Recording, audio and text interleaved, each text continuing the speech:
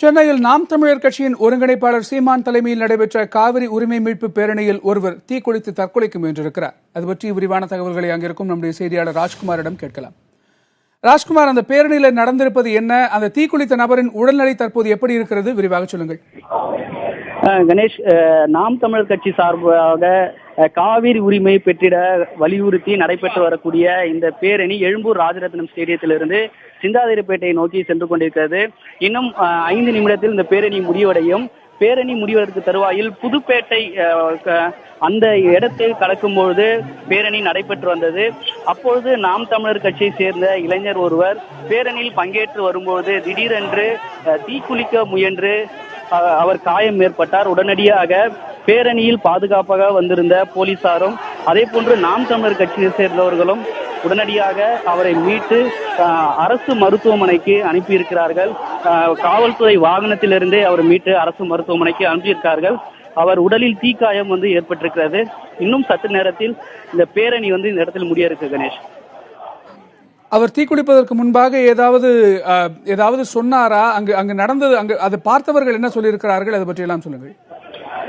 கணேஷ், பேரணி நடந்து கொண்டு வந்தது. புதுப்பேட்டை அந்த இடத்தை கடக்கும் பொழுது சாலை ஓரமாக ஒரு சில வாகனங்கள் நின்று கொண்டிருந்தது. அந்த வாகனத்துக்கு அருகே கடக்கும் பொழுதுதான் திடீரென இந்த இளைஞர் தீக்குளிக்க முயன்றார். உடனடியாக பாதுகாப்பு பணிக்கு வந்திருந்த போலீசாரும் அதே போன்று நாம் தமிழர் கட்சியை சேர்ந்த நிர்வாகிகளும் உடனடியாக அவரை அந்த தீக்குளிக்க முயன்ற பொழுது தடுத்து அவரை மீட்டனர். போலீசார் உடனடியாக மீட்டு காவல்துறை வாகனத்திலே அவர் மீட்டு உடனடியாக ராஜீவ்காந்தி அரசு மருத்துவமனைக்கு கொண்டு சென்றார்கள்.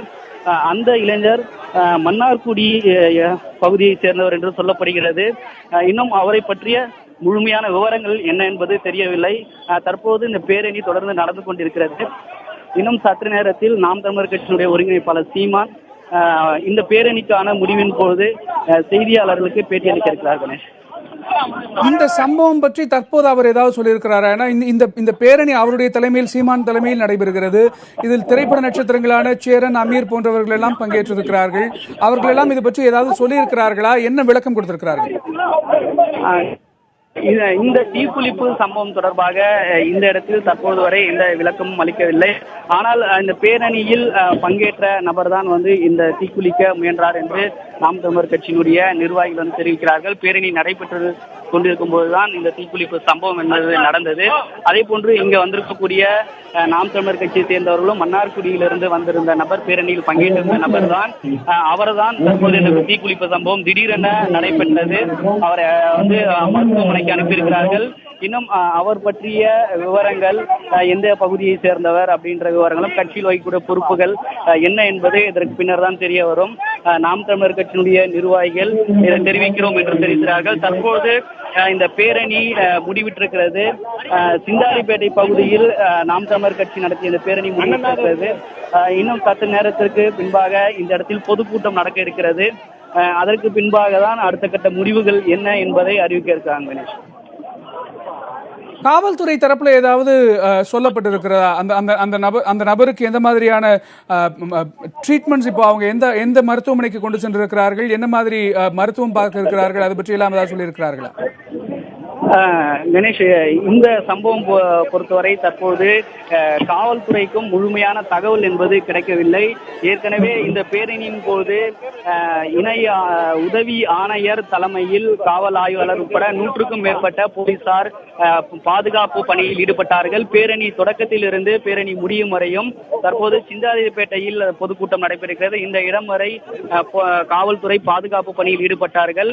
அந்த இளைஞர் தீக்குளிப்பு சம்பவம் நடைபெறும் போதும் கூட உடனடியாக அருகில் காவல்துறையினர் சென்று மீட்டு தற்போது அனுப்பி வைத்திருக்கிறார்கள். இதற்கு பின்பாக தான் காவல்துறை விசாரணையிலும் தீக்குளித்த நபரை யார் அப்படின்ற விவரங்களும் அவரை பற்றிய மற்ற விவரங்கள் பின்னர் தெரிய வரும். உடனடியாக ராஜீவ்காந்தி அரசு மருத்துவமனைக்கு அனுப்பி வைத்திருக்கிறார்கள். அந்த இடத்தில் இருந்து அரசு மருத்துவமனைக்கு அனுப்பி வைக்கப்பட்டதாக காவல்துறை தரப்பில் இருந்து சொல்லப்படுகிறது. கணேஷ்,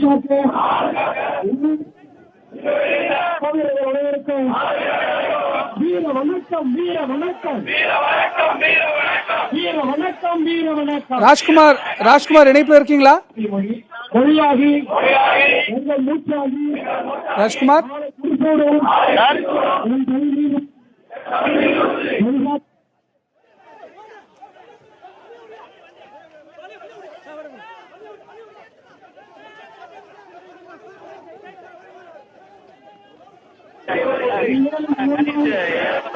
இந்த பேரணி வந்து முடிவெடுக்கிறது. இந்த பேரணிக்கு பிறகு வந்து இந்த இடத்தில் நாம் தமிழர் கட்சியினுடைய பொதுக்கூட்டம் நடக்க இருக்கிறது. பொதுக்கூட்டத்திற்கு முன்பாக தான் மற்றவர்களும் அதே போன்று நாளை நடைபெற இருக்கக்கூடிய மறியல் போராட்டமும் கடையெடுப்பு போராட்டத்தின் போது நாம் தமிழர் கட்சியினுடைய பங்கேற்பும் மற்ற நிலவரங்கள் குறித்து பேசப்படும். ராஜ்குமார், தற்போது தீக்குளித்த அந்த நபரை காவல்துறையினர் எப்படி மருத்துவமனைக்கு சுமந்து செல்கிறார்கள் என்ற அந்த நேரலை காட்சிகளை நாம பார்த்துட்டு இருக்கிறோம். இத்தனை பேர் பங்கேற்றிருக்கக்கூடிய ஒரு பேரணி, ஒரு தற்போது தமிழகத்திலும் சரி கர்நாடகத்திலும் சரி பற்றி எறிந்து கொண்டிருக்கின்ற ஒரு மிக முக்கியமான பிரச்சனை பற்றின ஒரு பேரணி, எப்படி இதை அனுமதித்தார்கள்? காவல்துறைக்கு தெரியாமலேயே இது எப்படி நடந்தது? கணேஷ், பேரணியின் போது பேரணியில் பங்கேற்றிருந்த 500க்கும் மேற்பட்ட நாம் தமிழர் கட்சியை சேர்ந்தவர்கள் பேரணியில் பங்கேற்றிருந்தார்கள். பேரணி நடைபெற்றுக் கொண்டு வரும்போது புதுப்பேட்டை அருகே கடக்கும் பொழுதுதான் இந்த சம்பவம் நடந்தது. இந்த இடத்தில் பேரணி நடந்து கொண்டு வந்திருந்த நேரத்தில் சாலை ஓரமாக சில வாகனங்கள் நிறுத்தி வைக்கப்பட்டிருந்தது. ஆட்டோ, கார் போன்ற வாகனங்கள் நிறுத்தப்பட்டிருந்தது. அந்த வாகனத்திற்கு அருகே இருக்கும்போதுதான் திடீரென்று இந்த இளைஞர் தீக்குளிக்க அந்த சம்பவ நிகழ்வு என்பது நடந்தது. பேரணியில் உடனே வந்திருந்த காவல்துறையினரும் சரி, முதலில் வந்து நாம் தமிழர் கட்சியை சேர்ந்த நிர்வாகிகள் தீக்குளித்த நபரை உடனடியாக தீ அணைப்பதற்கான நடவடிக்கையும் அவரை மீட்பதற்கான நடவடிக்கை மேற்கொண்டார்கள். காவல்துறையும் மீட்பதற்கான நடவடிக்கை, காவல்துறையும் மீட்டு உடனடியாக காவல்துறையினர் வாகனத்திலிருந்து அவரை வந்து அரசு மருத்துவமனைக்கு அனுப்பி வைத்திருக்கிறார்கள். மேலும் தற்போது இவர் யார், எந்த இடத்தை சேர்ந்தவர் என்பது குறித்த விசாரணை காவல்துறையினுடைய அடுத்த கட்ட விசாரணையில் தெரிய வரும். ராஜ்குமார், நீங்கள் இணைப்பிலே இருங்கள். தற்போது செய்தி அறையில் நம்முடைய செய்தியாளர் தியாகச்செம்மல் இணைப்பில் இருக்கிறார், அவரிடம் பேசலாம். செம்மல், தற்போது இந்த சம்பவத்தை நீங்கள் எப்படி பார்க்கிறீர்கள்? ஏன்னா இது வந்து தற்போது கர்நாடகத்திலும் சரி தமிழகத்திலும் சரி மிக முக்கியமான பிரச்சனை, காவிரி பிரச்சனை. அது சம்பந்தமான ஒரு பேரணி. இதுல காவல்துறையின் காவல் குறைபாட்டால் இப்படி ஒரு சம்பவம் நடந்திருக்கிறது என்று எடுத்துக்கொள்ள வேண்டுமா? இதன் பின்னணியை எப்படி பார்க்க வேண்டும்? கணேஷ், இது போன்ற உணர்வுபூர்வமான பல போராட்டங்கள் இதற்கு முன்பு தமிழகத்தில் ஆங்காங்கே நடைபெற்றிருக்கின்றன. அது போன்ற போராட்டங்களில் அங்கொன்றும் இங்கொன்றுமாக இது போன்ற உணர்ச்சி வயப்பட்ட சம்பவங்கள் என்பது நிகழ்ந்திருப்பதை நம் வரலாற்றில் நாம் பார்க்கிறோம். ஆனால் இதில் தொடர்ச்சியாக இது போன்ற சம்பவங்கள் நிகழும் போதெல்லாம் முன்வைக்கப்படக்கூடிய ஒரு கருத்து என்னவென்றால், இந்த போராட்டத்தை எடுத்துக்கொண்டால் இது விவசாயிகளின் போராட்டம், விவசாயிகளினுடைய வாழ்வாதார பிரச்சனை, ஒரு நீண்ட நெடிய கலந்துரையாடல், மத்திய மாநில அரசுகளுக்கிடையே நடக்கூடிய பேச்சுவார்த்தைகள், இரு மாநில அரசுகளிடையே பேச்சுவார்த்தைகள், நீதிமன்ற தலையீடுகள் என பல கட்ட நடவடிக்கைகள் இருக்கக்கூடிய ஒரு சூழ்நிலையில் இதை உணர்வு ரீதியான விடயமாக மட்டுமே பார்த்து இது போன்ற சம்பவங்களில் ஈடுபட வேண்டாம் என்றுதான் இந்த போராட்டத்தை முன்னெடுக்கக்கூடிய தலைவர்கள் கூட தொடர்ச்சியாக சொல்லி வருகிறார்கள். ஆனாலும் உணர்ச்சி மிகுதியில் இது போன்ற சம்பவங்கள் ஆங்காங்கே நடைபெறுவதை நாம் தவிர்க்க முடியாத ஒன்றாக மாறி இருக்கிறது. நாம் தமிழர் ஒருங்கிணைப்பாளர் சீமான் தற்போது செய்தியாளர் சந்திக்கிறார். அந்த காட்சிகளை பார்த்து தொடர்ந்து பேசலாம். கணேஷ், எந்த நேரத்தில் எதை சொல்றது, எந்த தகவலை கொடுக்கறது ஒன்றும் தெரியாது.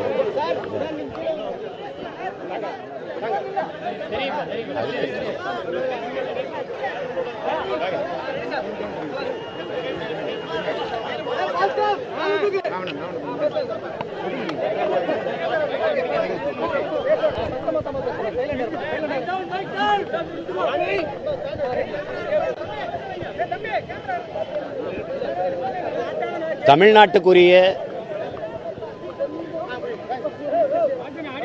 காவிரி நதிநீர் உரிமையை தர மறுத்து தமிழர்களை தாக்கி தமிழர்களுடைய சொத்துக்களை சூறையாடி தமிழர்களுடைய வாகனங்களுக்கு, குறிப்பாக தமிழ்நாட்டிலிருந்து சென்ற பேருந்துகளை சிறைபிடித்து வாகனங்களுக்கு தீ வைத்து வன்முறை வெறியாட்டத்தில் ஈடுபட்ட கன்னடர்களை அதை தடுத்து நிறுத்தாது அதற்கு துணை நின்று ஊக்கமளித்த கன்னட அரசை கண்டித்து அறவழியில் நாம் தமிழர் கட்சி இந்த பேரணி ஆர்ப்பாட்டத்தை செய்கிறது. எங்கள் ஐயா கவிக்கோ அப்துல் ரஹ்மான் கூறியது போல, இதயம் ரத்தம் முழுக்க எனக்குத்தான் சொந்தம் என்றால் எந்த உறுப்பு இயங்கும், உடல் எப்படி இயங்கும் என்பதை சிந்திச்சு பார்க்கணும். காவிரி அந்த நதிநீர் உரிமை முழுக்க கன்னடர்களுக்கே சொந்தம் என்றால் அப்ப தமிழ்நாட்டில் இருக்கிற வளங்கள், அதன் உரிமைகள் எல்லாம் தமிழர்களுக்கே என்ற நிலை உருவாகாதா? பாகிஸ்தானும் இந்தியாவும் எந்த சிக்கலும் இல்லாமல் நதிநீரை பகிர்ந்து கொள்ள முடிகிற போது, பங்களாதேஷும் இந்தியாவும் நதிநீரை எந்த பிரச்சனையும் இல்லாமல் பகிர்ந்து கொள்ள முடிகிற போது, எப்போதும் பகையாக இருக்கிற இஸ்ரேலும் பாலஸ்தீனமும் நதிநீரை பிரச்சனை இல்லாமல் பங்கிட்டுக் கொள்ள முடிகிற போது, ஒரே நாட்டுக்குள் இருக்கிற சகோதர மாநிலங்களில் தொடர்ச்சியாக இந்த சிக்கல் நிலவுவதற்கு காரணம் என்ன? ஒவ்வொரு முறையும் காவிரி உரிமையை தமிழர்கள் கேட்டு போராடும் போது தமிழர்கள் அங்கே தாக்கப்படுவார்கள், அங்கே உயிருக்கு உத்தரவாதம் இருக்காது என்ற அந்த அச்ச நிலை ஏற்படுவதற்கு காரணம் என்ன? ஒரே தேசத்தின் மக்கள் தானா? அப்ப நம்ம உயிருக்கு பாதுகாப்பு இல்லையா? அப்ப அங்க இருக்கிற தமிழர்கள் தாக்கப்படுவார்கள் என்றால், அப்ப இங்க இருக்கிற கன்னடர்கள் தாக்கப்படுவார்கள் என்ற நிலை உருவானால் இறையாண்மையும் ஒருமைப்பாடும் எப்படி இருக்கும்? இதான் நாங்கள் எழுப்புற இந்த பேரணி ஆர்ப்பாட்டத்தின் மூலம் நாங்கள் எழுப்புகிற கேள்வி, முன்வைக்கிற கோரிக்கை இதுதான். அப்ப இறையாண்மை, தேசிய ஒருமைப்பாடு இதெல்லாம் வெறும் தமிழருக்கு மட்டும்தானா? பிற மாநில மக்களுக்கு இல்லையா? பரம்பிக்குளத்தில் ஆய்வு செய்ய போன பொதுப்பணித்துறை அதிகாரிகளை, பொதுமக்களை கேரள காவல்துறை தாக்குது. அதே போல தொடர்ச்சியா செம்மரக்கட்டையை வெட்ட வர்றோம்னு திருட்டு பட்டம் கட்டி எமது மக்களை ஆந்திர அரசு சிறைப்படுத்துது, சுட்டு போடுது. இப்ப தமிழர்களுக்குரிய நதிநீரை கேட்கிற போதெல்லாம் காவிரியில கன்னடர்கள் எங்கள் மீது தாக்குதலை தொடுக்கிறார்கள். அப்ப இந்த நிலை தொடருமானால் இது எப்படி ஒரு ஜனநாயக நாடா, இறையாண்மை ஒருமைப்பாடு உள்ள ஒரு தேசமா இருக்க முடியும், இருக்கும் என்ற கேள்விதான் எங்களுக்கு எழுகிறது. அதைத்தான் நாங்கள் இந்த பேரணி மூலமாக, இந்த ஆர்ப்பாட்டத்தின் மூலமாக வலியுறுத்துறோம். இனி அந்த செயல்கள் நடக்கக்கூடாது, அதுபோல வன்முறையில் ஈடுபடக்கூடாது. எங்கள் பிள்ளைகளை அடித்து அதை படமாக எடுத்து வெளியிடுவது என்பது தமிழர்களை அவமானப்படுத்துது. வாகனம் ஓட்டி வருவர்களை ஆடைகளை அவுத்து அரை நிர்வாணப்படுத்தி ஒரு அடிமை போல உட்கார வைத்து அதை படம் எடுத்து போடுவது என்பது ஒரு தனிப்பட்ட ஒரு தமிழனுடைய அவமானமா இல்லை, அது ஒட்டுமொத்த தமிழ் தேசியனத்திற்கு ஏற்பட்ட ஒரு அவமானமா நாங்கள் பார்ப்போம். அப்படிதான் இருக்குது. அப்ப பதிலுக்கு பதில், பழிக்கு பழி என்ற நோக்கில் ஒவ்வொரு தமிழ் இளைஞனும் இறங்குனா இந்த நாடு நாடா இருக்குமா என்பதை அதிகாரத்தில் இருப்பவர்கள் சிந்திச்சு பார்க்கணும். மானமும் வீரமும் உயிரென்று வாழ்ந்த ஒரு தேசியனத்தின் மக்கள் அதையெல்லாம் அடக்கி வைத்துக் கொண்டு மிகப்பெரிய ஜனநாயகவாதிகளாக இந்திய பெருநிலத்தில் நாங்கள் வாழ்ந்து கொண்டிருக்கிறோம். நாங்கள் முழுக்க முழுக்க ஜனநாயகத்தின் பிள்ளைகளாக நிற்கிறோம். இந்த நிலையில் நாங்கள் நிற்கிற போதே எங்கள் உணர்வுகளுக்கு, எங்கள் உணர்வு போராட்டத்திற்கு மதிப்பளித்து எமது உரிமையை மறுக்காமல் தரணும். அப்படி இல்லைன்னா நாங்கள் நெய்வேலி பழுப்பு நிலக்கலிலிருந்து மின்சாரம் இல்லை, கூடங்குளம் அணு உலையிலிருந்து யாருக்கும் மின்சாரம் இல்லை, கல்பாக்க அணு உலையிலிருந்து எவருக்கும் மின்சாரம் இல்லை, எங்கள் நிலத்தில் வளங்கள் எங்களுக்கே என்கிற நிலையை நாங்களும் உருவாக்குவோம்.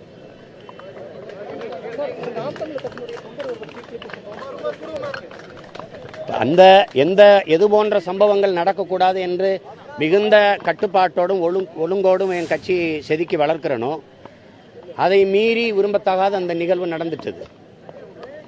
என் அன்பு தம்பிகளுக்கு இதன் மூலம் நான் சொல்லுவேன், நாம புதிதா உயிரை கொடுக்கல.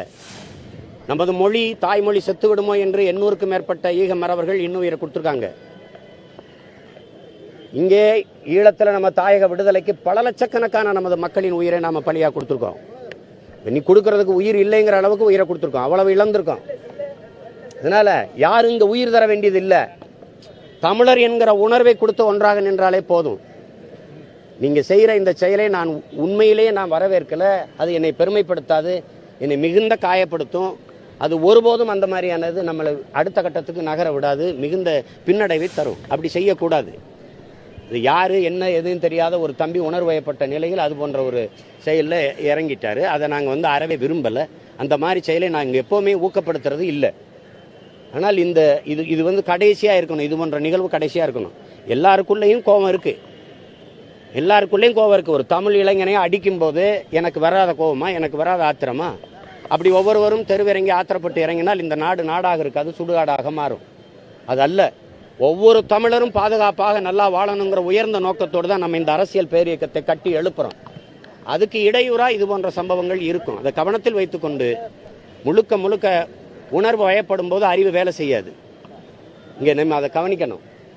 இப்போ நம்ம எதையுமே அறிவுபூர்வமாக சிந்திச்சு உணர்வுபூர்வமாக செயலாக்குகிற ஒரு ஜனநாயக பிள்ளைகள். அதை கவனத்தில் வைத்துக்கொண்டு இது போன்ற செயல்களில் ஈடுபடாதீர்கள். நடந்தது மிகுந்த விரும்பத்தகாத ஒரு வருத்தத்துக்குரிய மிகுந்த வேதனை தரக்கூடிய ஒரு நிகழ்வு. இத்தனை பேர் நம்ம நிற்கும் போதே நம்ம கண்ணு முன்னாடி நம்ம தம்பி அப்படி ஒரு செயலை செஞ்சுட்டா, எங்கிருந்து வந்தா எங்க உடல்ல எரிதிரவத்தை கொட்டுனான்னே தெரியல. அப்போ அது மிகுந்த மனவேதனையோடு நான் அதை பதிவு செய்கிறேன். இனிமேல் அது போன்ற நிகழ்வுகள் செய்யணும்னு நீங்கள் கனவுல கூட நினைக்கக்கூடாது. வேற ஏதாவது கேள்வி இருந்தால் கேளுங்க. மத்திய மாநில அரசுகள் நடவடிக்கை இவ்வளவு வன்முறை நடந்திருக்குது.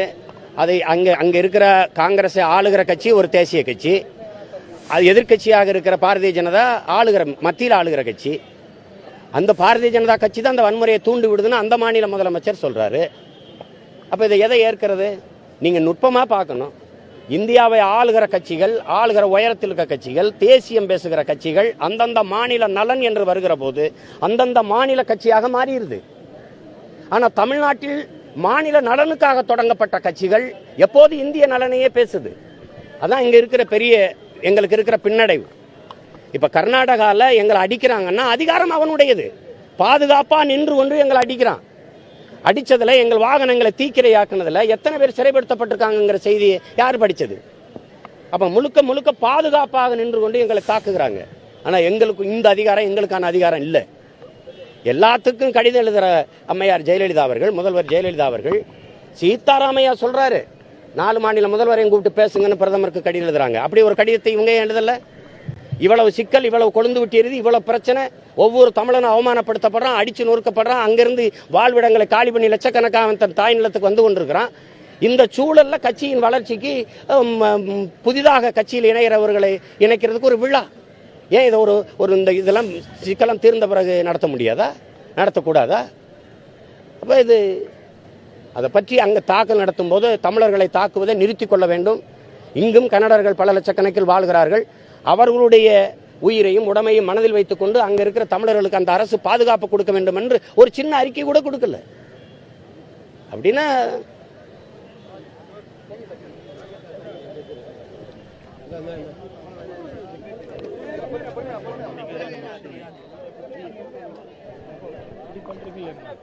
தற்போது நாம் தமிழர் கட்சியின் ஒருங்கிணைப்பாளர் சீமான் தன்னுடைய செய்தியாளர் சந்திப்பை நிறைவு செய்திருக்கிறார். இது பற்றி செய்தி அறையில் இருக்கக்கூடிய செய்தியாளர் தியாகச்செம்மலிடம் பேசலாம்.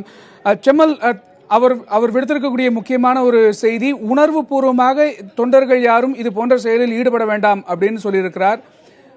இதை தொண்டர்கள் எப்படி அணுகுவார்கள் அப்படின்னு நீங்க நினைக்கிறீங்க? கணேஷ், நாம் இந்த செய்தியாளர் சந்திப்புக்கு முன்பு நாம் பேசிக்கொண்டிருந்த அதே விடயத்தை தான் தற்போது சீமானும் மீண்டும் ஒருமுறை உறுதிப்படுத்தி இருக்கிறார். பொதுவாக இது போன்ற ஒரு போராட்டங்கள், உணர்ச்சி வயப்பட்ட போராட்டங்கள், இன்னும் சொல்ல போனால் ஒரு 10 நாட்களுக்கு மேலாக தொடர்ச்சியாக நடைபெறக்கூடிய போராட்டங்கள், தமிழ் மக்கள் பிற இடங்களில் தாக்குதலுக்கு உள்ளாகும் போது, குறிப்பாக இலங்கை இறுதி யுத்தம் நடைபெற்ற போது இது போன்ற சம்பவங்களை நாம் பார்த்தோம். அது முத்துக்குமார் தொடங்கி செங்கொடி வரை பல சம்பவங்களை நாம் அந்த காலகட்டங்களில் பார்த்திருக்கிறோம். தற்போது காவிரி விவகாரத்தில் இப்படி ஒரு சம்பவம் என்பது இந்த இயக்கங்களின் தலைமைகளே அதை விரும்புவதில்லை, அதை தவிர்க்க வேண்டும், அது கூடவே கூடாது என்கிறார்கள். அதைத்தான் நாம் தமிழர் கட்சியின் ஒருங்கிணைப்பாளர் சீமானும் தெரிவித்திருந்தார். அந்த பேட்டியில் நாம் பார்த்தோம்.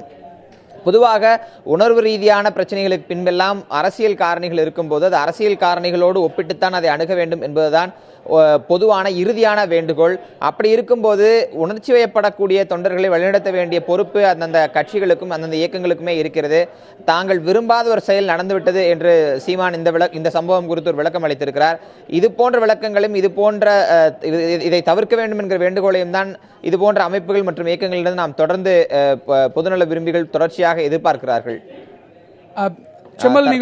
செம்மல், இணைப்பிலே இருங்கள். தற்போது மூத்த பத்திரிகையாளர் தராசு ஷாம் நம்மோடு இணைப்பில் வந்திருக்கிறார். அவரிடம் பேசலாம். வணக்கம் திரு ஷாம். இந்த மாதிரி விஷயங்கள்ல உணர்வு பூர்வமான அந்த தொண்டர்களை சரியாக வழி நடத்துகிறார்களா தலைவர்கள்? என்ன நினைக்கிறீங்க? தலைவர்கள் சரியாக வழி நடத்தவில்லை என்றுதான் நினைக்கிறேன். இந்த தம்பி செய்த விஷயம் மிகவும் வருத்தமாக இருக்கிறது. ஆனால் இந்திய எதிர்ப்பு போராட்டத்திலே முதல் பலி விழுந்த உடனேயே அண்ணா போராட்டத்தை நிறுத்தி விடுங்கள் என்று சொன்னார். இது போன்ற நிகழ்வுகள் ஏன் ஏற்படுகின்றன என்றால், தலைவர்கள் தங்களது புகழை பெருக்கிக் கொள்வதற்காக அப்பாவி இளைஞர்களை உணர்ச்சி பூர்வமாக தூண்டிவிடுகிறார்கள். கர்நாடகாவிலே நடந்திருக்கின்ற சம்பவம் என்பது மிகவும் கண்டிக்கத்தக்க சம்பவம். ஆனால் அதற்காக இங்கு ஒருவன் தன்னைத்தானே தீயிட்டுக் கொள்வதென்றால் அதை எப்படி சகிக்க முடியும்? அவனது பெற்றோர்கள் என்ன நினைப்பார்கள்? அவன் நம்பி இருக்கின்ற குடும்பம் என்ன ஆகும்? ஆக தலைவர்களின் தவறான போக்கு இதற்கு முக்கிய காரணம். கர்நாடகத்திலே இன்றைக்கு காவிரி பிரச்சனை என்பது தமிழக முதல்வரின் கரங்களிலே இருக்கின்றது. உயர் அதிகாரிகள் அதற்கு பார்த்துக் கொண்டிருக்கிறார்கள். எல்லாவற்றுக்கும் மேலாக அது சுப்ரீம் கோர்ட்டில் இருக்கின்ற ஒரு விஷயம். இங்கு போராட்டம் நடத்துவதே இந்த நேரத்திலே தேவையற்ற விஷயம். எதற்காக அவர்கள் நடத்த வேண்டும்? இன்றைக்கு இந்த இன்னுயிரை இழந்து தவிக்கின்ற அந்த பெற்றோர்களுக்கு என்ன பதில் சொல்ல போகின்றார்கள்? தலைவர்கள் இந்த போக்கை தவிர்க்க வேண்டும். இளைஞர்கள் பொறுப்புணர்வோடு செயல்பட வேண்டும். உணர்ச்சி பூர்வமாக சிந்திக்காமல் அறிவுபூர்வமாக சிந்திக்க வேண்டும். இதுதான் எனது கருத்து. ஒரு மூத்த பத்திரிகையாளர் பொதுவாகவே இது போன்ற நிலைமைகள் தமிழகத்திலேதான் நாம் அடிக்கடி பார்க்கிறோம். காரணம், இவர்கள் எப்போதுமே இது போன்ற நிகழ்வுகள் நிகழ்ந்தால் நமக்கு பெருமை, நமது இயக்கத்திற்கு வளர்ச்சி என்று கணக்கு போடுகின்றார்கள். ஆனால் பல இயக்கங்களை எடுத்து பார்த்தால், பொது உடைமை கட்சிகளை எடுத்து பாருங்கள், இடது கம்யூனிஸ்டோ வலது கம்யூனிஸ்டோ இப்படிப்பட்ட ஏதாவது ஒரு நிகழ்வு இருக்கின்றதா? அவர்கள் மக்களுக்காக போராடவில்லையா? அல்லது அதிமுகவை எடுத்து பாருங்கள், இப்படிப்பட்ட ஒரு நிகழ்வு இருக்கிறதா? பொதுவாக திமுகவிலே முன்பு இப்படி இருந்தது, இப்போது இல்லை. புதிதாக இப்போது நாம் தமிழர் கட்சியிலே இந்த நிகழ்வு வந்திருக்கிறது. சீமான் போன்றவர்களுக்கு பெரிய பொறுப்பு இருக்கிறது. அவருக்கு பின்னால் அணிவகுத்து நிற்கின்ற இளைஞர்களுக்கு சரியான வழி அவர் காட்ட வேண்டும். அதை தவறுகின்றார் என்றுதான் நான் நினைக்கின்றேன். அதற்கு பிறகு இப்படி கண்ணீர் வடிப்பதில் என்ன பயன் இருக்கிறது? திரு ஷியாம், சீமான் இந்த சம்பவத்துக்கு பிறகு நடந்த செய்தியாளர் சந்திப்பில் இது போன்ற சம்பவங்கள் நடைபெறக்கூடாது, அதை நடக்கக்கூடாது என்றுதான் நாங்கள் தொடர்ந்து வலியுறுத்துகிறோம், ஆனால் எங்களை மீறி இந்த சம்பவம் நடந்து விட்டது அப்படின்னு சொல்றாரு. நீங்க சொல்றதுல இருந்து நான் பார்த்துட்டு இருக்கிறேன், அவர் சொல்றதையும் நான் கேட்கறேங்க. ஆனா இன்னைக்கு இப்போ இந்த பிரச்சனை கர்நாடகாவில இப்ப அமைதி ஆயிடுச்சு. ஏற்கனவே சுப்ரீம் கோர்ட் ஏதோ ஒரு தீர்ப்பு கொடுத்திருக்குது. நம்மளும் அது போதாதுன்னு நினைக்கிறோம். அவங்க அதுக்கு எதிர்ப்பு தெரிவிக்கிறாங்க. அடுத்தாப்புல ஒரு டேட் பிக்ஸ் ஆயிருச்சு. 19ஆம் தேதி நம்ம கமிட்டி முன்னாடி ரெயின்ஃபால் டேட்டா கொடுக்கணும். 20ஆம் தேதி சுப்ரீம் கோர்ட் தீர்ப்பு கொடுக்கும். இன்னைக்கு 15, இன்னும் 5 நாள் இருக்கு. 5 நாள் தொடர்ந்து தண்ணி வரத்தான் போகுது, வேற வழியே கிடையாது. 12,000 கியூசெக் வரப்போகுது. இந்த நிலைமையில இன்றைய போராட்டம் எதற்காக? இதனால் என்ன பயன்? தமிழக மக்களுக்கு என்ன பயன்? இல்ல, கர்நாடகத்தில் அதாவது இந்த அவர் தீக்குளிப்பு சம்பவத்தை நியாயப்படுத்துவதற்கான இந்த கேள்வியை நான் முன்வைக்கல. இந்த போராட்டத்திற்கு என்ன காரணம் நீங்க கேட்கும் போது அவர்கள் தரப்பில் சொல்வது, கர்நாடகத்தில் தமிழ் பேசக்கூடிய மக்கள் தாக்குதலுக்கு உள்ளாக்கப்பட்டார்கள், தமிழகத்தில் சென்ற வாகனங்கள் தாக்குதலுக்கு உள்ளாக்கப்பட்டது, இதுக்கு தார்மீக எதிர்ப்பு தெரிவிக்கும் வகையில் நாங்கள் இந்த பேரணி நடத்துறோம் அப்படின்னு சொல்றாங்க. அது அந்த அடிப்படையில். ஆனால் நான் உங்களிடம் கேட்க விரும்பும் கேள்வி, இது போன்ற சம்பவங்கள் நடந்த பின் அதை கட்டுப்படுத்துவதில் நடைபெறக்கூடாது அப்படின்னு சொல்வதற்கு முன்பாக தொடர்ச்சியான பேச்சுக்கள், தொடர்ச்சியான பொதுக்கூட்டங்கள், தொடர்ச்சியான மேடை பேச்சுக்கள்ல உணர்வுகளை மட்டுமே தூண்டக்கூடிய, உணர்ச்சி வயப்படக்கூடிய நிலையில் போகக்கூடிய வகையில் தான் இது போன்ற பிரச்சனைகள் அரசியல் கட்சிகளால் கையாளப்படுகிறது அப்படின்னு நினைக்கிறீங்களா? இதை தாண்டி அறிவியல் பூர்வமாக பேச்சுவார்த்தைகள் மூலமாகத்தான் அடைய முடியும் என்கிற விழிப்புணர்வை தொண்டர்களுக்கு தலைமைகள் ஏற்படுத்தவில்லைன்னு சொல்றீங்களா? கண்டிப்பா நீங்க சொல்றது முற்றிலும் உண்மை. நான் அதை அப்படியே ஏற்றுக்கொள்கிறேன். இளைஞர்களை வழிகாட்ட வேண்டிய பொறுப்பு என்பது தலைவர்களிடம் இருக்கிறது. அவர்கள் உணர்ச்சி பூர்வமாக மட்டுமே வழிகாட்டினால் இப்படித்தானே ஆகும். நன்றி நன்றி நன்றி. அடுத்ததாக மூத்த பத்திரிகையாளர் திரு ஜி.சி. சேகர் நம்மோட இணைப்பில் இருக்கிறார், அவரிடம் பேசலாம். சேகர், இதுவரை காவிரி விவகாரத்தில் பல விஷயங்கள் தொடர்ச்சியாக ஆங்காங்கே நடைபெற்று வந்தாலும் எது நடைபெறக்கூடாது என்று இவ்வளவு நாட்கள் இருந்திருந்தோமோ அப்படி ஒரு சம்பவம் தற்போது நடைபெற்றிருக்கிறது. இது அடுத்த கட்டத்தை நோக்கி பயணிக்காமல் இருப்பதற்கு யார் யார் என்னென்ன மாதிரி நிலைப்பாட்டை இந்த தருணத்தில் உடனடியாக எடுக்கணும்னு நினைக்கிறீங்க? முதல்ல எல்லா கட்சி தொண்டர்களும் ஒரே ஒரு கேள்விக்கு பதில் சொல்லட்டும். இது வரைக்கும் எந்த கட்சியோட தலைவராக தீக்குளிச்சு நீங்க பாத்திருக்கீங்களா? எந்த தலைவரும் தீக்குளிக்க மாட்டான், தொண்டர்கள் தான் தீக்குளிப்பாங்க. அவங்களோட அறியாமையினால அது.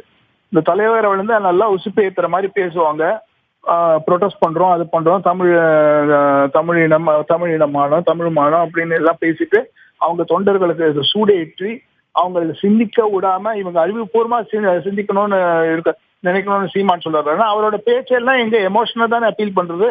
அவங்கள உசுப்பி விடுற மட்டும் தானே இவர் பேசுறாரு. அவங்களோட உணர்ச்சிகளை தூண்டி விடுற மட்டும் தானே பேசுறாங்க. அப்படி பேசிட்டு அந்த ஒரு ஹீட் ஆஃப் த மூமெண்ட்ல அந்த தொண்டன் ஏதாவது இந்த மாதிரி மடத்தனமா பண்ணிடுறான். நான் கேட்கிறேன், இது வரைக்கும் எந்த தலைவர், அது சீமானா இருக்கட்டும், வைகோவா இருக்கட்டும், கருணாநிதியா இருக்கட்டும், ஜெயலலிதா இருக்கட்டும், யாராவது ஒருத்தர் எப்போது இந்த இருப்பது ஒரு உயிர் போவது இருப்பது ஒரு உயிர் போவது ஒரு முறை அப்படின்னு பேசுவாங்களே தவிர ஒரு டைமாவது அவங்க இந்த தீக்குளிக்கிறத அட்டம் பண்ணிருக்காங்களா? கிடையவே கிடையாது. இந்த தொண்டர்கள் தான் போய் உழுவாங்க. அது ஒரு ஆட்டம் அந்த மாதிரி இவங்க போய் உழுவாங்க. ஏன்னா அவங்க பேச்சை நம்புறது, அவங்களோட எமோஷனல் பிளாக்மெயில இவங்க இது பண்றது. இப்போ ஷாம் சொன்னார் ஏடிஎம்கேல நடக்கல, ஏடிஎம்கேல நடந்துச்சு. ஜெயலலிதா அரெஸ்ட் பண்ணி பெங்களூர் ஜெயில் பண்ணும்போது எவ்வளவு பேர் சூசைட் பண்ணிக்கிட்டாங்கன்னு நமக்கு தெரியும். ஸோ அந்த மாதிரி விஷயம் நடந்துட்டு தான் இருக்கு. உங்களுக்கு நடக்கலன்னு சொல்ல முடியாது. ஸோ இது வந்து இந்த இந்த இந்த இலங்கை பிரச்சனையில வந்து 2-3 பேர் அந்த மாதிரி தான் உயிரை விட்டாங்க தீக்குளிச்சுட்டு. அதை வந்து நம்ம அவங்கள தீக்குளிச்சவங்கள வந்து நம்ம பெரிய ஹீரோவா அதுக்கப்புறம் போர்ட்ரே பண்றதுனால இப்ப எல்லாரும் என்ன நினைக்கிறாங்க, நம்மளும் இந்த மாதிரி ஒரு ப்ரொடெஸ்ட் பண்ணாலும் நம்மளே நாளைக்கு பெரிய அளவுல போற்றப்படுவோம் அப்படின்னு அவங்களுக்கு ஒரு நினைப்பு வருது. அதெல்லாம் மாட்டாங்க. 1 வருஷம் 2 வருஷம் அவ்வளவுதான். 1 வருஷம் போய் முதல்ல அவங்க செத்தாப்புறம் போய் மலர் வளையம் வைப்பாங்க. அடுத்த வருஷம் போய் அவங்க போய் ஒரு முதல்ல கண்ணீர் வடிச்சுட்டு வருவாங்க இந்த தலைவர்கள். அதுக்கப்புறம் அந்த தொண்டனை மறந்துடுவாங்க. அவ்வளவுதான் நடக்கும். அந்த குடும்பம் தான் அதோ கதி தான். ஸோ முதல்ல இதெல்லாம் தொண்டர்கள் மத்தியில இது அவங்க புரிஞ்சுக்கட்டும். நம்ம தலைவர்கள் பேச்சு, தலைவர்களுக்கு நீங்க ஒரு அணியில இருங்க, ஒரு கட்சியில இருங்க, அதெல்லாம் வேற விஷயம். அவங்க கூப்பிடுற ப்ரொட்டஸ்ட்ல போய் பார்ட்டிசிபேட் பண்ணுங்க. பார்ட்டிசிபேட் பண்ணிட்டு பேசாம லா அண்ட் ஆர்டர் பாதிக்காம நீங்க பாட்டுக்கு வீட்டுக்கு போய் உங்க வேலையை பாருங்க. அவ்வளவுதான். அதுக்கு மேல நீங்க வந்து இன்வால்வ் ஆகாதீங்க. அவ்வளவுதான் நான் சொல்லுவேன். நன்றி திரு ஜெயசேகர், நன்றி. அடுத்ததாக திராவிட இயக்க தமிழர் பேரவையின் தலைவர் திரு சுபவீரபாண்டி நம்மோட இணைப்பில் இருக்கார், அவரிடம் பேசலாம். திரு சுபவி வணக்கம். வணக்கம். இது போன்ற ஒரு சம்பவம் பொதுவாக உங்களை போன்றவர்கள் ஆதரிப்பது கிடையாது என்று நம்புகிறேன். இந்த தருணத்தில் இது அடுத்த கட்டத்தை நோக்கி பயணிக்காமல் இருக்க நீங்கள் இயக்கங்களின் தொண்டர்களுக்கு சொல்லக்கூடிய அறிவுரை என்ன? நான் இப்போதுதான் அந்த செய்தியை கேள்விப்பட்டேன். அதாவது இது போன்ற செயல்களை நாம் ஆதரிப்பதில்லை என்பது ஒரு புறம் இருக்க, அவர்களினுடைய உணர்வுகளை நான் கொச்சைப்படுத்த விரும்பவில்லை. தாங்கள் ஒரு ஹீரோவாக ஆகிவிடலாம் என்பதற்காக இப்படி செய்கிறார்கள் என்று சொல்லுவதில் எந்த நியாயமும் இல்லை. யார் ஒருவரும் கதாநாயகனாக ஆவதற்காக தன் உயிரை இழக்க முன் வர மாட்டார். ஒரு கோபம், ஒரு இனத்தின் மீது இருக்கிற பற்றுதல் தான் இப்படி உயிர் தியாகத்திற்கு கூட அடிப்படை காரணமாக இருக்கக்கூடும். அவர்களுடைய உணர்வுகளை நான் புரிந்து கொண்டாலும் இது போன்ற செயல்கள் ஒரு நாளும் தொடரக்கூடாது. அங்கே இருக்கிறவர்கள் தமிழர்களை அடித்துக் கொள்வது போதாதென்று இங்கே நாமும் நம்மை நாமே எரித்துக் கொள்வது என்பது எந்த விதத்திலும் நல்ல முன்னுதாரணம் ஆகாது. நம்முடைய எதிர்ப்பை அறவழியில் காட்டுவது எல்லா விதத்திலும் சரியானது. நாம் அதனை பதிவு செய்ய வேண்டும். ஆனால் அதற்காக நம்மை நாமே எரித்துக் கொள்வதும் தற்கொலை செய்து கொள்வதும் என்றைக்கும் தேவையற்றது. எப்போதும் இது போன்ற போராட்டங்களை நான் சார்ந்திருக்கிற திராவிட இயக்க தமிழர் பேரவையும் ஆதரிப்பதில்லை. இப்போதும் இளைஞர்களிடத்திலே நாம் வைக்கிற அன்பான வேண்டுகோள், உங்களின் உணர்வுகளை நாங்கள் மதிக்கிறோம், அதற்காக இப்படிப்பட்ட செயல்களில் அருள் கூர்ந்து இறங்க வேண்டாம் என்பதுதான். நன்றி திரு சுப்பிரமணியன், இணைப்பில் நன்றி. அடுத்ததாக திரு பழ நெடுமாறன் நம்முடைய இணைப்பில் இருக்கிறார். ஐயா வணக்கம். காவிரி விவகாரத்தில் கர்நாடகத்தில் நடைபெற்ற வன்முறைகளை கண்டித்தும் காவிரி உரிமை குறித்தும் நடைபெற்ற அந்த பேரணியில் நாம் தமிழர் கட்சி தொண்டர் ஒருவர் தீக்குளிக்க முயற்சி செய்திருக்கிறார். இந்த சம்பவங்கள் தவிர்க்கப்பட வேண்டியவை என்று அனைத்து தரப்பினரும் தொடர்ச்சியாக சொல்லி வருகிறார்கள். இதுபோன்ற உணர்வுபூர்வமான போராட்டங்களில் இளம் தலைமுறையைச் சேர்ந்த அரசியல் தொண்டர்கள் சற்று உணர்ச்சிப்பட்டு உயிரை மாய்த்துக் கொள்ளும் முயற்சியை தவிர்க்க வேண்டும் என்றால் நீங்கள் அவர்களுக்கு தரக்கூடிய அறிவுறுத்தல் என்ன? நாம் தமிழர் இயக்க தொண்டர்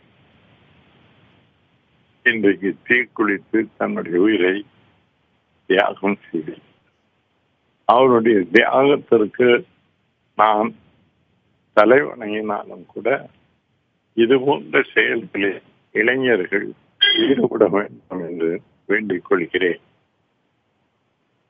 அனைத்து தமிழர்களும் ஒன்றுபட்டு நின்று கர்நாடக தமிழர்களை அங்கே பாதுகாப்பதற்கு என்ன செய்ய வேண்டுமோ அந்த காரியங்களில் நாம் ஈடுபட வேண்டுமே தவிர நம்மை நாமே வைத்துக் கொள்வதால் எந்த பயனும் இல்லை. ஆனாலும் அவருடைய தியாகம் என்பது அளப்பெரியது. அதற்கு நான் மதிப்பு கொடுக்கிறேன், அந்த தியாகத்தை வணங்குகிறேன். அதே நேரத்தில் இந்த பிரச்சனைகளுக்கு காரணம் என்ன? உச்ச நீதிமன்றம் அதன்படி காவிரி மேலாண்மை வாரியத்தை மத்திய அரசு அமைத்திருந்திருக்குமே, ஆனால் இந்த பிரச்சனைகள் கர்நாடகத்திலே வந்திருக்காது, தமிழகத்திலும் வந்திருக்காது. மத்திய அரசு செய்ய தவறிய ஒன்றினால்தான் இது போன்ற நிகழ்ச்சிகள் நடக்கின்றன. உடனடியாக மத்திய அரசு காவிரி மேலாண்மை வாரியத்தை அமைக்க முன்வர வேண்டும் என்று வலியுறுத்தியும்.